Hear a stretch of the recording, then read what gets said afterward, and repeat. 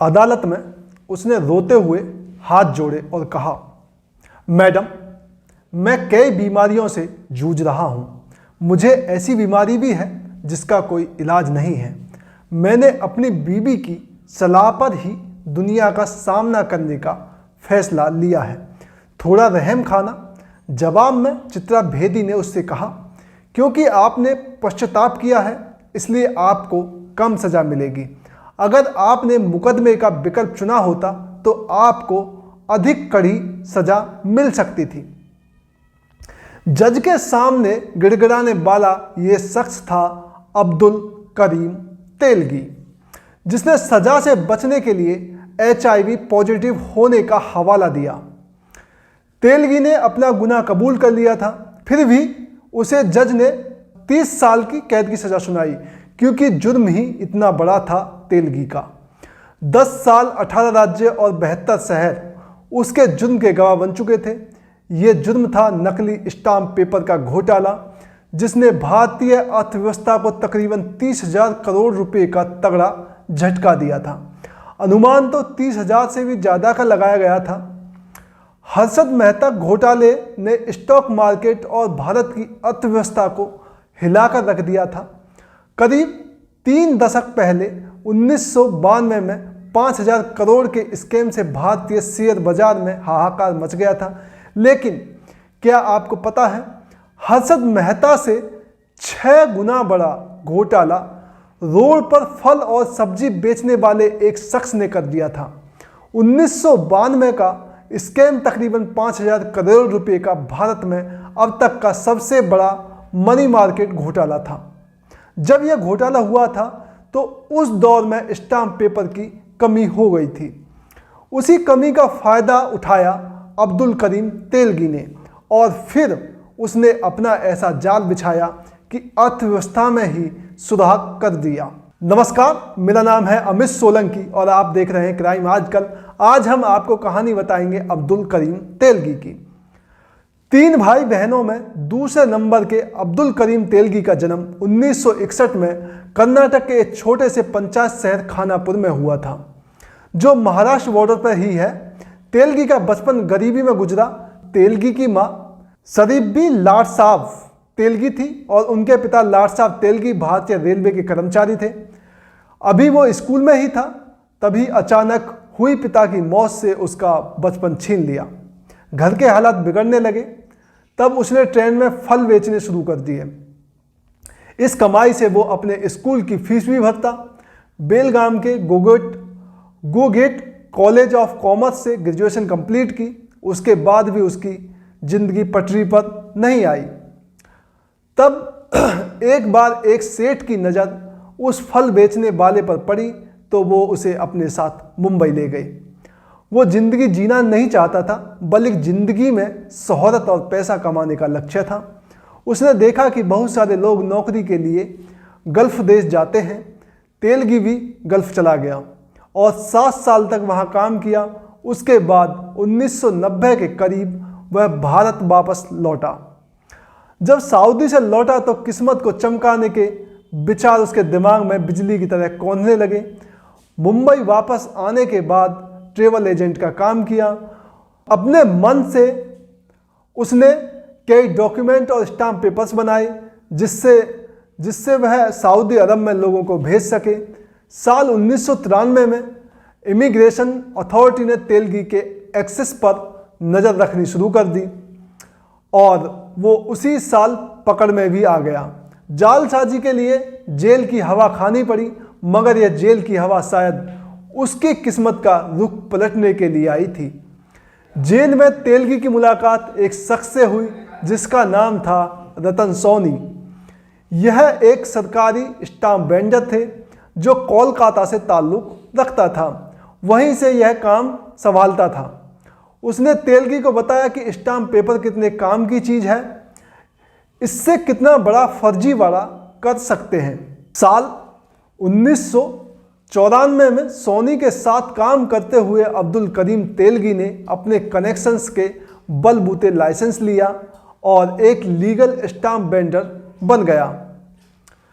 तेलगी और सोनी ने मिलकर कई जाली स्टाम्प पेपर तैयार किए जालसाजी का ये बिजनेस तेजी से बढ़ने लगा। तब तेलगी ने फर्जी स्टाम्प से पैसा कमाना शुरू कर दिया। 1995 में सोनी और तेलगी के रास्ते अलग हो गए, लेकिन तेलगी फर्जी स्टाम्प बनाने के चक्कर में धरे गए।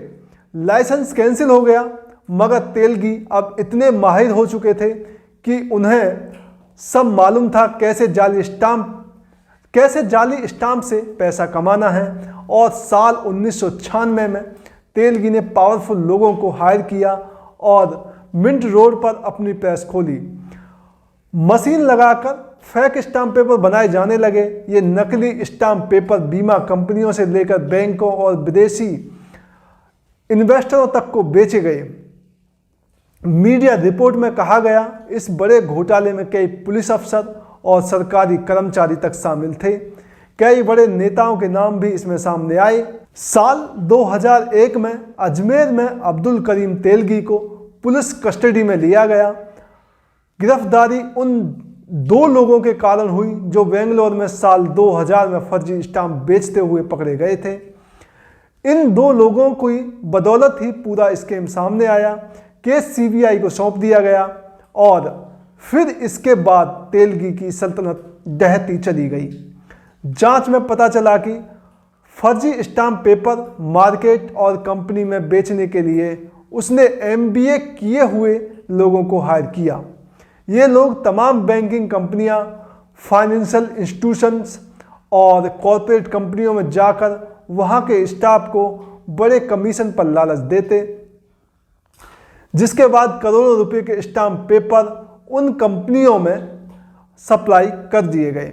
कई राज्यों में मामले दर्ज होने के बाद यह बात भी सामने आई कि तेलगी के घोटाले में कथित तौर पर कई आला पुलिस अफसर और राजनेता भी शामिल थे, मगर उनके नाम कभी पब्लिक नहीं किए गए। तेलगी की शौक मिजाजी की बात की जाए तो मुंबई के ग्रांड रोड पर एक टोपाज बार था। इस बार में हीरा व्यापारी, स्टॉक ब्रोकर्स, राजनेताओं और क्रिकेटरों का आना जाना लगा रहता था। साल 2002 में तेलगी की गिरफ्तारी से करीब 2 महीने पहले की बात है। नवंबर में सर्दी बढ़ने लगी थी। उस रोज तेलगी टोपाज बार में आया तो उसने मुंबई में गर्मी बढ़ा दी, क्योंकि उसे एक बार डांसर पसंद आ गई थी। उस बार वाला का नाम तरन्नुम खान बताया जाता है। उसकी खूबसूरती पर तेलगी फिदा हो गया और मोहब्बत कर बैठा। जब उसने बार में डांस करना शुरू किया तो तेलगी ने उसे अपने करीब लाने के लिए नोट उड़ाने लगा। बाद में मौजूद दूसरे लोगों ने भी उस पर नोट उड़ाए। तेलगी को लगा कि वो किसी और के करीब ना जाए, इसलिए उसने नोटों की बारिश कर दी। मीडिया रिपोर्ट की माने, मीडिया रिपोर्ट में सामने आया उस रात तेलगी ने 1 घंटे में 93 लाख रुपए एक वार गरज पर लुटा दिए। वो इसी तरह अपनी जिंदगी को ऐशो आराम से गुजारने का शौकीन था। गिरफ्तारी के बाद भी उसकी नवाबी में कमी नहीं आई। 9 जनवरी 2003 को जब स्पेशल इन्वेस्टिगेशन के अधिकारियों की एक टीम ने तेलगी के कोलावा फ्लैट का दौरा किया तो वे दंग रह गए। तेलगी, जो उस समय मुंबई क्राइम ब्रांच की हिरासत में था, फ्लैट में बैठा शानदार खाना खा रहा था। स्टाक्स पास ही सो रहे थे, 3 पुलिस वाले पास ही सो रहे थे और 2 पुलिस निरीक्षक जिन्हें उस पर नज़र रखनी थी वो गैर हाजिर थे।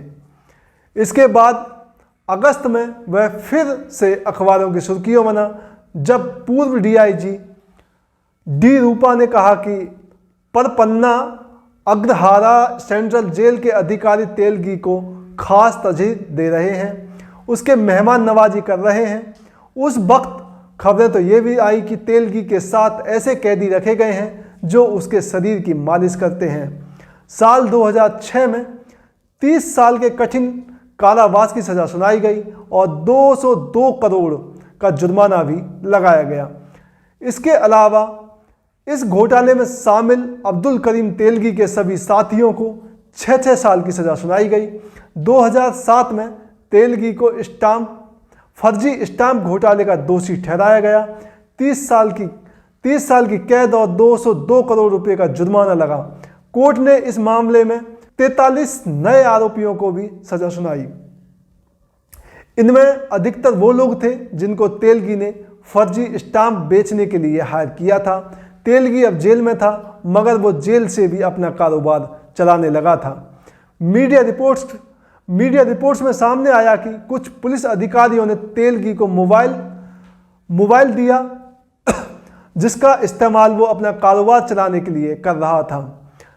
जब तक जेल अधिकारियों को पता चला और नंबर को सर्विलांस पर रखा गया, तब तक तेलगी ने अपना सिम ही बदल दिया। तेलगी को मधुमेह, हाई ब्लड प्रेशर और एड्स जैसी गंभीर बीमारियों ने जकड़ रखा था। साल 2017 में अब्दुल करीम तेलगी का मल्टीपल ऑर्गन्स फेल हुए और उसे बेंगलोर के सरकारी अस्पताल में लेकर पहुंचे, लेकिन तब तक शायद देर हो चुकी थी। डॉक्टरों ने उसे मृत घोषित कर दिया। ये कहानी है हमारे देश में हुए 30,000 करोड़ के घोटाले की। 30,000 करोड़ 2002 में कितनी बड़ी रकम रहा होगा, और उस टाइम पे आज से करीब 22 साल पहले 30,000 करोड़ का आप समझ सकते हैं कितनी बड़ी रकम रही होगी और किन किन लोगों का उसमें हाथ रहा होगा। और ये घोटाले बगैर सरकारी अधिकारियों, बगैर राजनेताओं और बगैर मिली भगत के बिल्कुल भी संभव नहीं है। चाहे हमारे राजनेता अपने आप को कितना भी सफ़ेद पोश कहें, परंतु बगैर उनकी मिली भगत के ये घोटाले संभव नहीं है। और सतर्क रहिए, सावधान रहिए, अपने आसपास हो रही गतिविधियों पर ध्यान दीजिए और अपना और अपनों का ख्याल रखिए। फिर हाजिर होऊंगा एक दूसरी कहानी के साथ।